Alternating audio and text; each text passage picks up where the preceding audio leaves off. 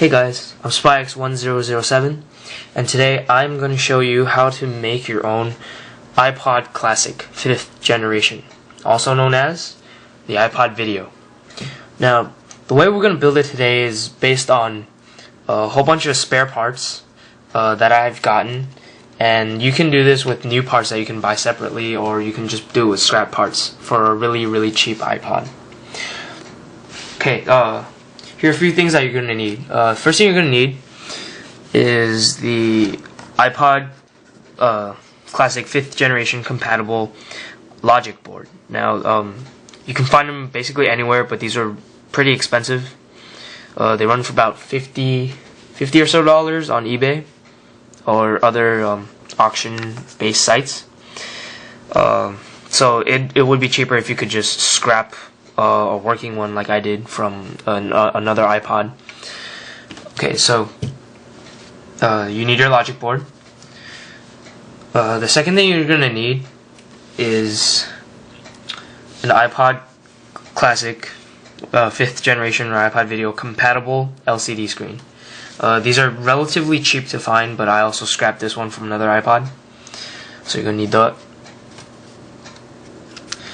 Third thing you're going to need is a hard drive. Now, this is a 30 gigabyte one, but you can get one that runs from any. I think highest they make is 80. Well, I'm not sure, but you can use any of those. They're all compatible with the logic board. It's just the size of and the amount of music that you can hold. I also scrapped this one because they're really expensive online, so I scrapped this from another iPod. You're going to need a couple of spacer cushion bumper things that go along the side of your hard drive so it doesn't bang around when you finally install it into your iPod.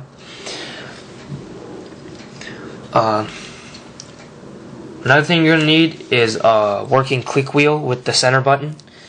The one I have is a black one, but I'm also using a white center button because it goes well with my faceplate, which I'll show you in a second. But it's going to look like that. You can use any one. Okay, you're also going to need a faceplate. The faceplate I have is a brand new white one. I got it from a manufacturer or something, China, that I know. Yeah, there's it, made in China. I also got a brand new backplate, also made in China. Wouldn't be surprised if it wasn't. Would be surprised if it wasn't, I should say. Now everything here, I mean the backplate, the faceplate, and the click wheels are really cheap to find on eBay. But to save more money, I'm just gonna scrap most of them from parts, making an incredibly cheap iPod. You're gonna need about 8 screws, I guess, 8 screws. Let's see, there's 6, 4. I lied. You're going to need 12 screws to attach the headphone jack to your backplate, this little white thing that's a connector between your the jack on the bottom of the iPod to like your USB cord to charge or whatever. It's basically like a spacer, so it doesn't look weird between the big gap in your backplate and the actual jack itself. Which will be the next part right here, which is this white thing. There's also black ones for black faceplate, but I choose white so it matches a little bit more. Let's see, what else do you... Oh, you also have the other 6 screws to attach the faceplate to the metal frame. This metal frame, which will hold the logic board and your LCD screen together.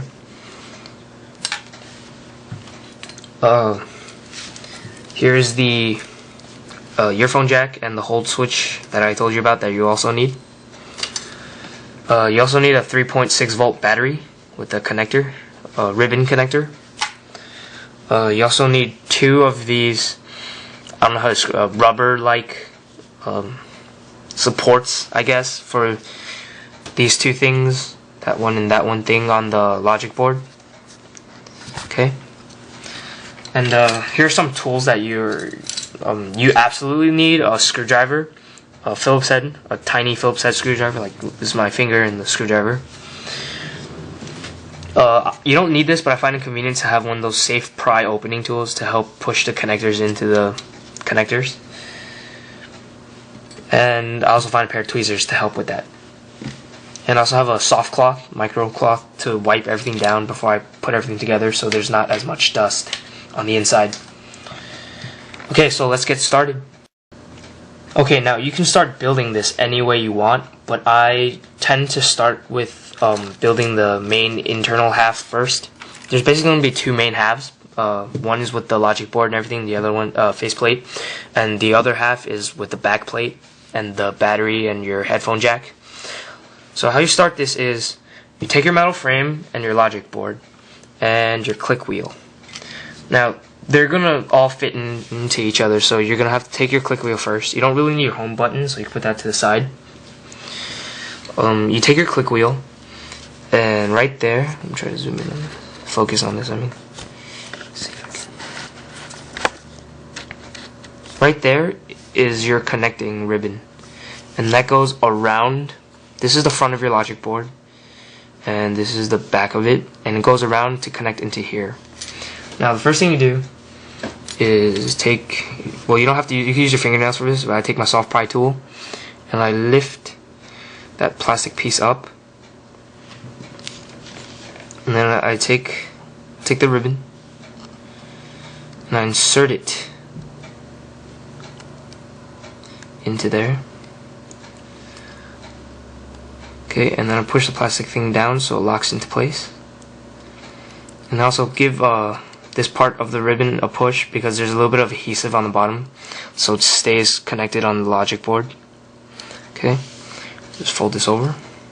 Don't fold it, actually, just kind of bend it over so it's like that, so it rests over the the click wheel sensor, I guess, reader sensor.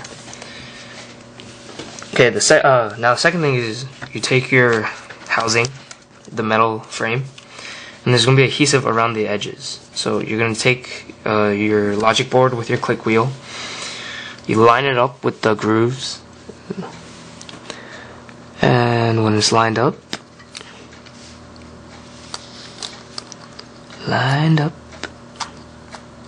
okay,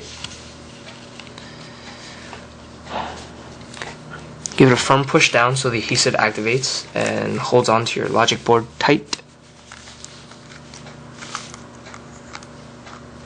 Nice and tightly so it doesn't move around. Okay, just push along the edges. You'll be fine. Okay, now the logic board part is done, so now you're going to need to attach the LCD screen to the logic board.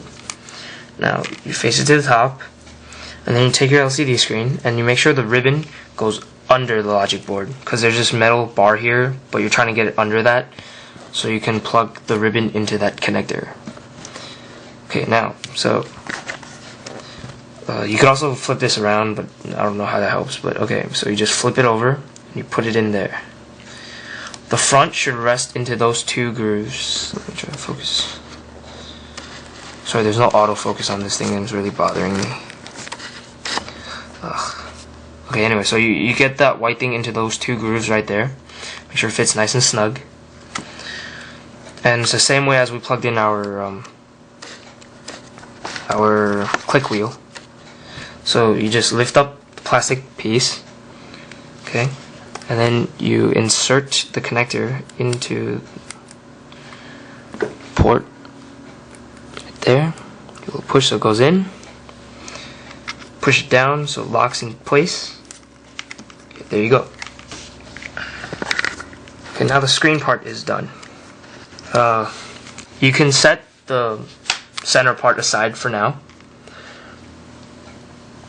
And now we are going to get the back plate done, the back portion of it.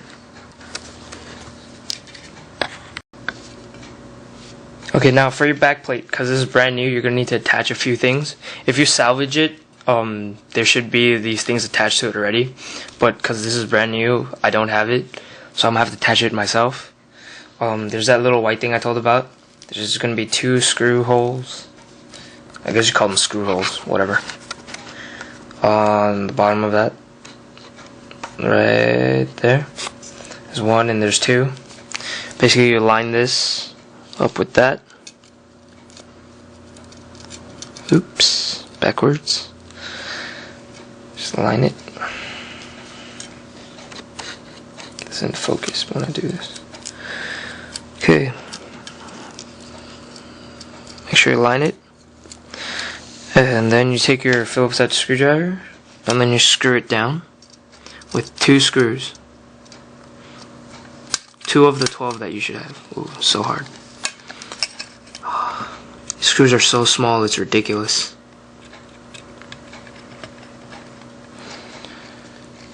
Okay. Okay, there's one. The other one. I'm gonna use tweezers for this so it's easier. Okay. Take my screwdriver and screw that one in too.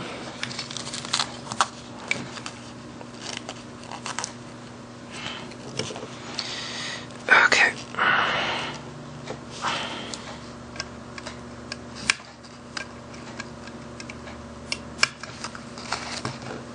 It's nice and tight. Now you're gonna want to attach your headphone and your hold switch now. So basically, the headphone goes into this hole and okay, like that. There's gonna be 2 screws holding in there, but I'll give it a second. And the hold switch goes into here, and it's a little tricky to put in, but you get the hang of it. First, you put it in from the side, put in there so it's nice and rested. And then you push this upwards,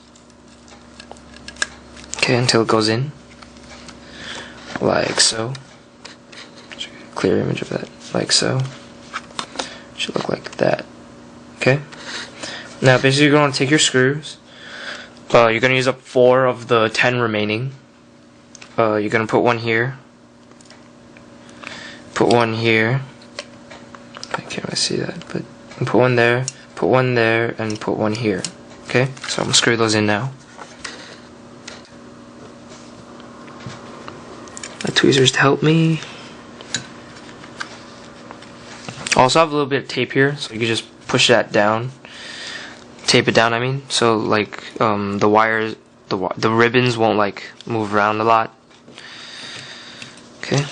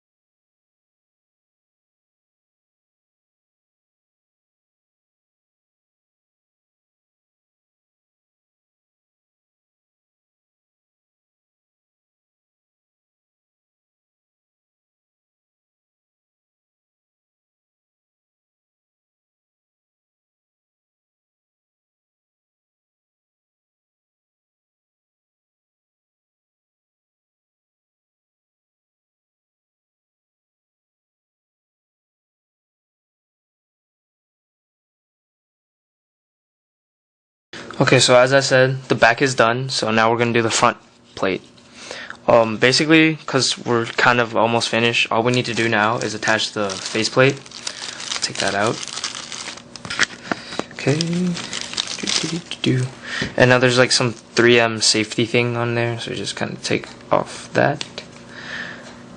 Don't take all of it off because the rest is supposed to help keep the what do you call it? This LCD screen safe. So now before I put this on, I'm going to take my micro cloth and give the screen a wipe so there's no dust or any particles like that. When I attach it, okay, nice and clean. Very good. Wipe the insides of this too, just in case, even though it's brand new. You never know. Like one tiny piece of dust or something. It's going to make your screen look funny. Okay. Alright, now that's good. You're going to need a home button now. And what you're going to do is place that so that it aligns into that groove for your click wheel. Put your home button, center button in there. Home button. I'm sorry, I was fixing iTouches too, so I got confused. I'm getting confused right now. And all you're gonna do is just push this together so that those overlap. Okay, it should fit nicely. And they do. Very good. So once you have that together, you're going to need 6 screws to fill up the 6 holes. There's 3 on each side. 2, 1, 2, 3. Okay, so you're just going to take your 6 screws, 6 remaining screws, and fill each side so that it stays together nice and tight.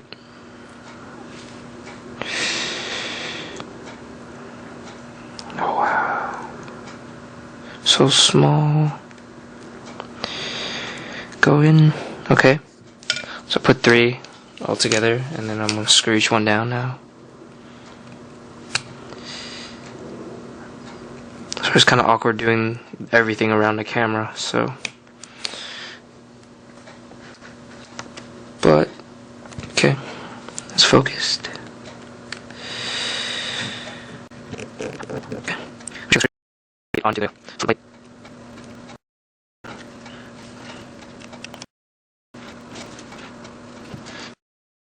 Okay, 1, 2, 3. Okay, so after you finish the whole front section, by putting all the screws on and all, okay, on both sides, we're basically gonna attach the headphone jack to the front part. So you're connecting the two halves. Same concept. Zoom in on this. Okay. You're gonna have this connector for your headphone and your hold switch. So you do the same thing. Take your flex tool. Now you can use your fingernails if you feel like it, but you lift up the flap, and then you take the ribbon and you put it into the connector. Carefully. Okay. You can use your flex tool, push it, give it a little push in. Okay. And now you just close the flap down. Do it with your finger. So nice hold. Okay, now the two halves are connected, so you have to work a little carefully, but you're almost there, almost done. Now you have to attach your hard drive. This flex cable, or this ribbon-like thing that connects your hard drive to your logic board, should already come attached, but if it's not, it's the same concept as the headphone jack, the click wheel, and the screen. So basically just lift up the flap, stick the ribbon in there, close the flap, and make sure it stays there nice and solid. On the hard drive, it's the same principle too. You have to lift up this black piece on the connector, and then you stick the flex ribbon into the connector, like so.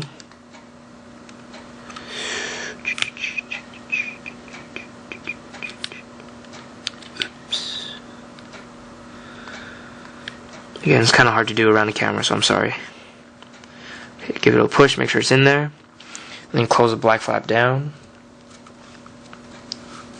Okay, mine snapped in half because I salvaged this hard drive, but the hard drive works, that's all that matters. It doesn't have the clicker of death or anything. Now you're going to need your hard drive bumpers to make sure it doesn't rattle around or damage, if you drop, God forbid, if you drop your iPod, damage your hard drive. So you just make sure it goes on.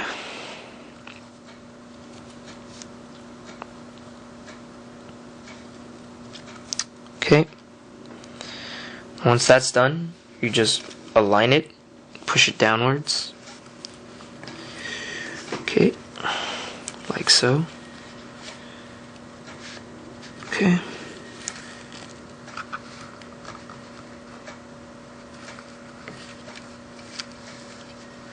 This piece sticking out here. Just push it down, make sure it's nice and firm. Nice good seal on the sides. Nothing sticking up too much. Okay.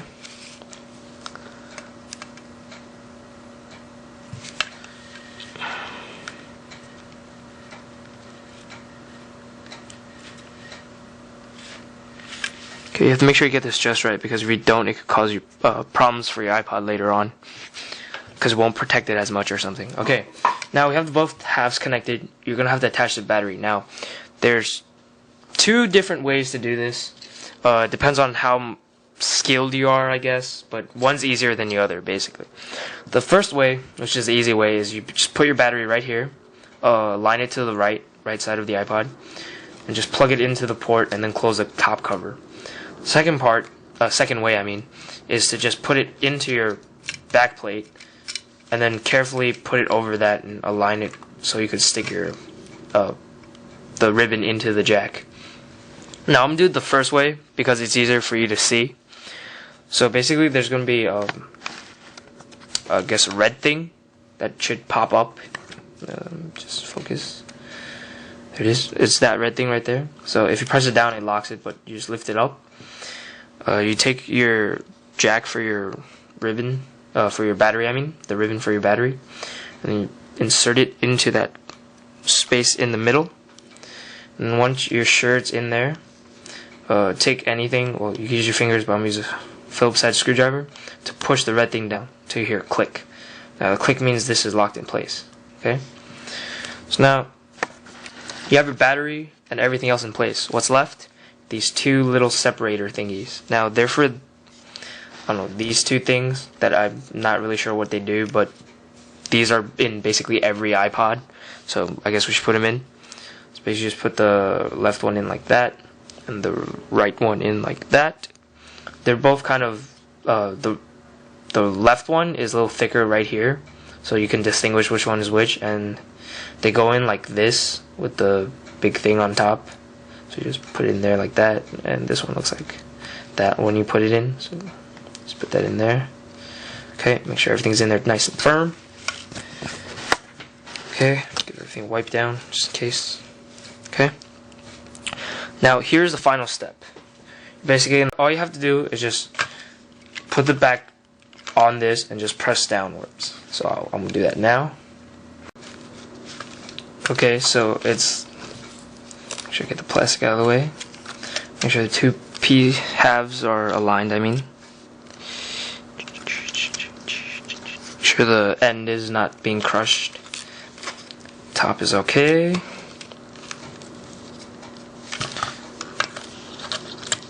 Okay, now just push downwards. Downwards. You should hear many clicks, but that means it's nice and firmly attached to each half. And basically, you're done. Now, to test this, I'm going to plug it in. Simple as that. So, let me put it like this so it's not as far spread. Oops. Okay. So to test this, you just basically take your iPod,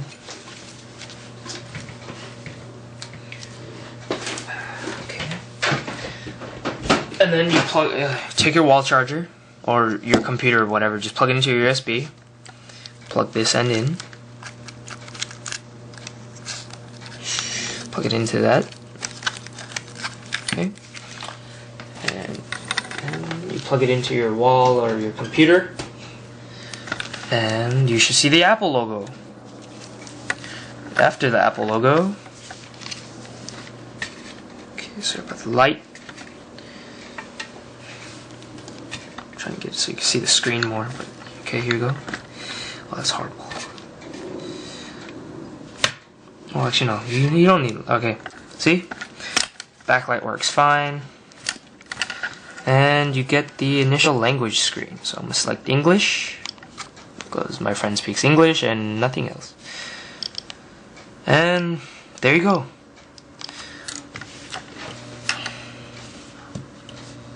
Turn the light again. Sorry. And there you have it, a cheap, your own iPod Classic, 5th generation, also known as the iPod Apple Video. If you have any questions or comments, just post them down below, or feel free to shoot me a message.